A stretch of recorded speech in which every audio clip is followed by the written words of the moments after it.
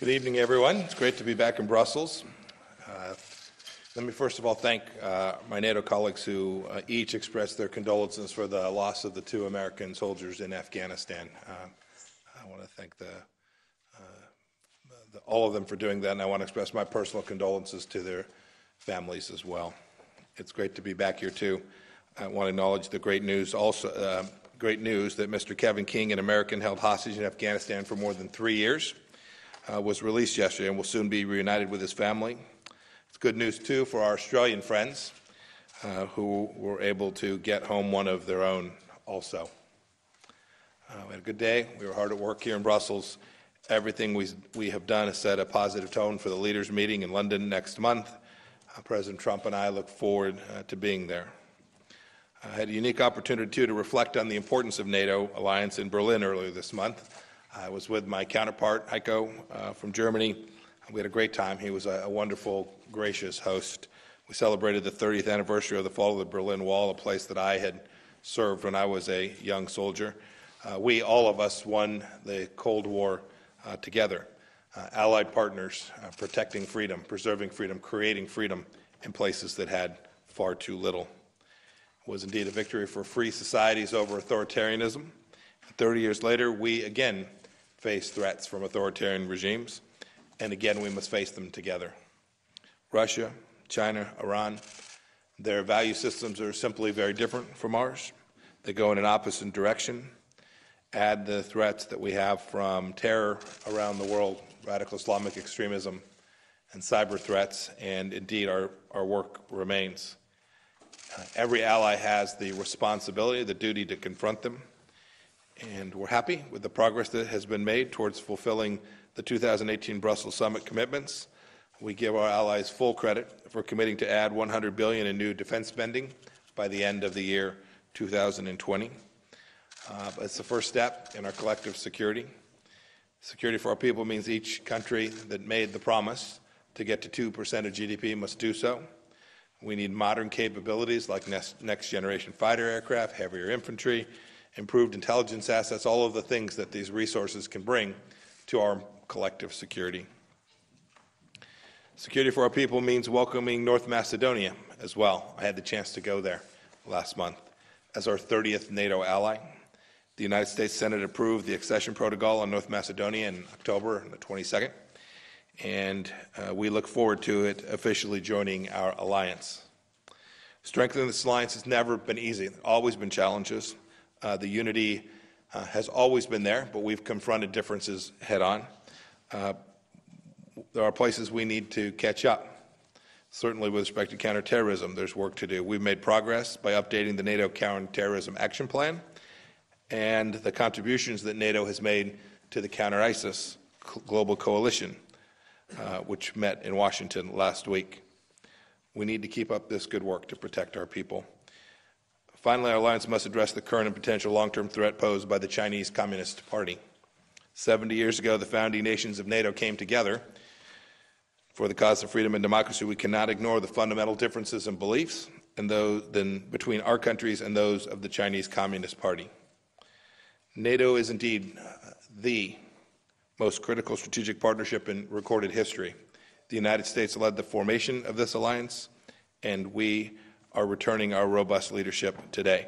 We're committed to working with our NATO partners to build a strong, stable, prosperous alliance, a free Europe, and a free world that benefits all of our people. I want to thank Secretary General Stoltenberg for all the work he did to put this ministerial together. Happy to take a question or two. Okay. We'll start with Rebecca Heinrichs. Thank you, Mr. Secretary. My question is on arms control, because I know that that's something that's of interest in the upcoming meeting with NATO as they discuss strategic issues, especially related to Russia. Earlier in the year, President Trump said that we will not negotiate on the issue of missile defense. And both Russia and China have opposed to U.S. Expanding missile defense. Is that still the case, that the United States will not negotiate on the issue of missile defense, even if there are oppositions from an adversary like Russia? So when I became Secretary of State, in front of us was the INF Treaty. we did what the Trump administration always does. We looked at reality. We recognized the facts. The facts had changed. We had two parties to a treaty, only one of which was complying with that treaty. It made no sense to stay in it. And we worked with our European partners to make sure that there was unanimity, that we understood the risks, that we understood the costs, and then moved forward together, declaring that Russia was in violation and that the appropriate thing to do was for the United States to leave that treaty. That goes for a broader set of arms control issues. President Trump will never allow America to enter into any arms control agreement that doesn't make sense for the United States of America, or to renew any existing arms control agreement that expires if it no longer makes sense for America. And so with that as the central core principle, the President has spoken deeply about how the world has changed since New START was originally created. We now have an expanded threat from the Chinese Communist Party. The President's made clear that any time we begin to have a conversation about how to create a strategic structure that secures America, it's no longer the case that it can only be the United States and Russia. And so we will work to make sure that as we move these conversations forward, these dialogues about what's the right way to ensure American national security, whether that's in arms control or, frankly, for that matter, in any other space, we will have the protection of the American people and the stability for the free peoples of the world foremost front and center in how we think about that problem set. Okay. Jonathan Stearns from Bloomberg.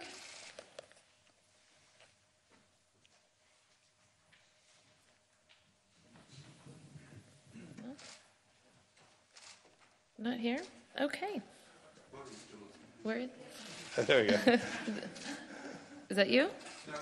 Oh, you're not Jonathan No, but you can take a shot at it anyway. All right, I like that.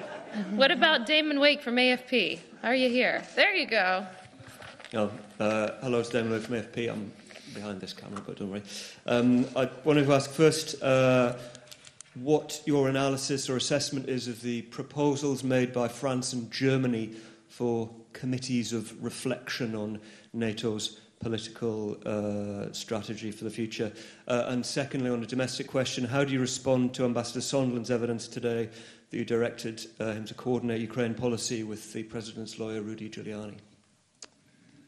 The second one's easy. I didn't see a single thing that I was working. Sounds like you might not have been. I was in meetings all day and haven't had a chance to see any of that testimony.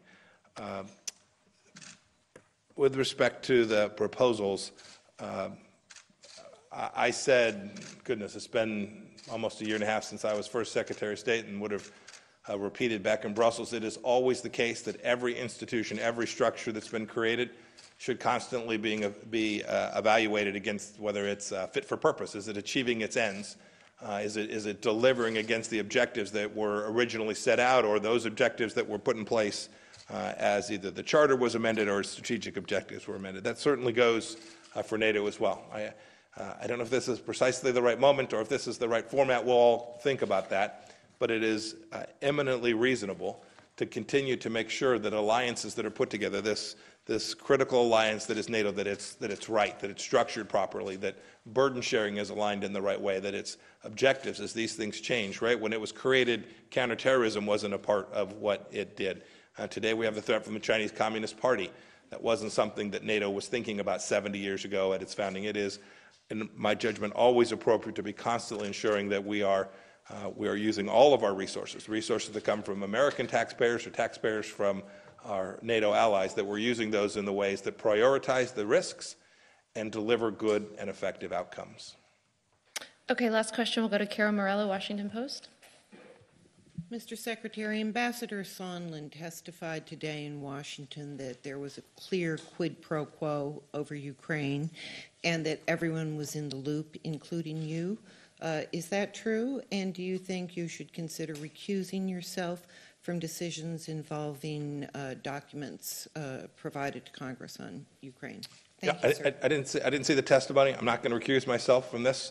I know precisely what American policy was with respect to Ukraine. I was working on it, and I'm incredibly proud of what we've accomplished. We delivered remarkable outcomes for the Ukrainian people, and I hope that we're able to continue to do so. We got them the defensive systems they needed. We got them the resources. The previous administration refused to do that, and I'm proud. I'm proud that President Trump led that effort to get our policy on Ukraine right.